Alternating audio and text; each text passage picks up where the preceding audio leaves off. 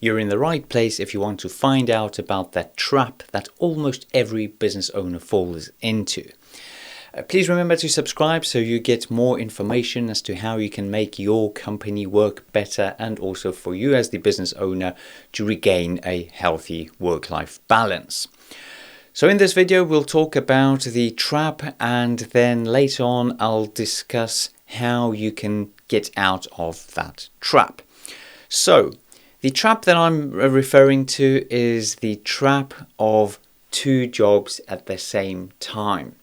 What I mean by this is that if you started a business, most probably 99% of the chances are that you were good at something. It could be programming, it could be being a vet, it could be being a doctor, an engineer, maybe a technician, like maybe you loved working on cars, so you decide to open a garage where you service cars. Whatever it is, there are very, very high chances that you were a specialist, or at least good at doing something. And that's all fine, there's nothing wrong against it. But when you start a business and you want to maintain your level of expertise, you have to continuously educate yourself. And for me, it was a bit easier to understand because my parents are both doctors, and I remember at a young age they used to travel the whole world, joining various conferences and various meetings, because that, back in the day, was the source of innovation. Like, doctors could share their experiences, mingle with each other, and also share on the big screen as to how they, which procedure they follow for a specific sort of surgery. And then also I remember my parents learning a lot. Even my dad, who's a surgeon, he, before a tricky or a surgery that he hasn't done for some time, he literally opens up various books and goes through literature and then checks various sort of images, and he just wants to make sure everything goes well, but that means he has to continuously educate himself. And that all works fine because they are both specialists in their areas. Now, if you open a business that does the thing that you're good at, then suddenly the trap is that you have now two very responsible jobs. And in order to be good at both of them, you have to continuously educate yourself in both of them. This means reading a lot of literature, watching online content, learning from others, attending various conferences, and basically being at the top of your game. Now, it is impossible to do this with two different jobs. You can't attend all the medical conferences and at the same time attend various business growth and scaling conferences and read business books as well as medical books. You just simply don't have enough time in a day. If you push things to the limit and you try handling both, well, I know exactly what is going to happen with your health, with your relationship with your friends, family, and so on. They are going to take a nosedive. You just can't sustain a life where you becoming a specialist in two totally different areas, one being a specialist in your field and second running your business and being a very good business owner. You have to decide, and that is the sort of step that you need to take in order to find yourself way out of that trap. Now, the reason why that trap is terrible is because you become really, really overwhelmed. You start chasing your own tail.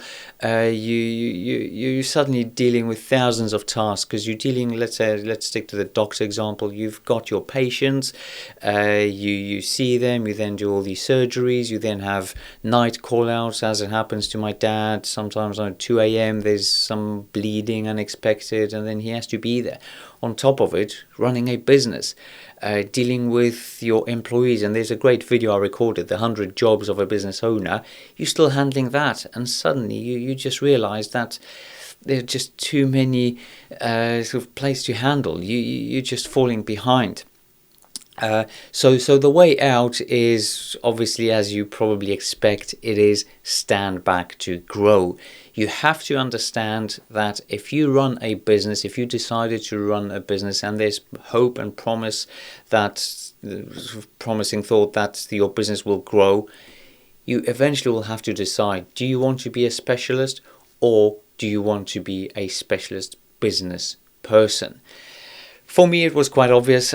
Even though I graduated as an aeronautical engineer, I early on realized that I just love business. Instead of building aircraft, I prefer building businesses. They are surprisingly similar with all the systems connected with each other, but I prefer business, and that is why I also travel the world. I read a number of books, I share my knowledge with you. I love talking to other business owners because that is my chosen area of specialism. And again, that's why I say chosen, because I could have chosen to be an engineer and just continuously learn about better software, fluid dynamics, new ways of approaching things, new equations, but instead I prefer being the best I can be in terms of business. So for you, unfortunately, you will have to decide at one stage, where do you want to go? Do you want to remain the specialist?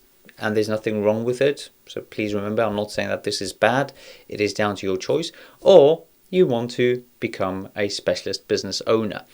I obviously chose this path, but again, I'm not saying you must. It's your choice. But if you do choose being a business owner, well, then try being the best you can, and that means you will have to attend various webinars, seminars, congresses, and learn a plenty lot.